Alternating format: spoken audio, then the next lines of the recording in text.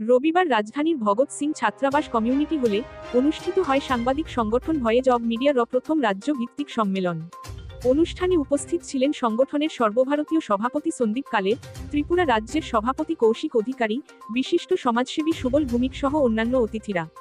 রাজ্যের বিভিন্ন প্রান্ত থেকে সংবাদ মাধ্যমের কর্মীরা যোগ দিয়ে সম্মেলনকে প্রাণবন্ত করে তোলেন।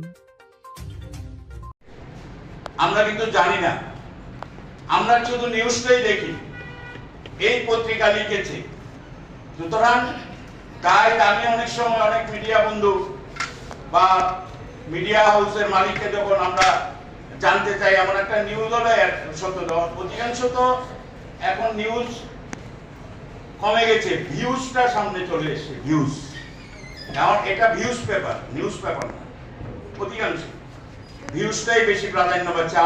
আমি ওকে পছন্দ করি না, ওর নিউজ করব না, আমি ওকে পছন্দ করি না, ওর বিরুদ্ধে লিখবো, এতটাই ইগো বেসিস এই যে রিপোর্টিং, এইগুলো করা যাবে না।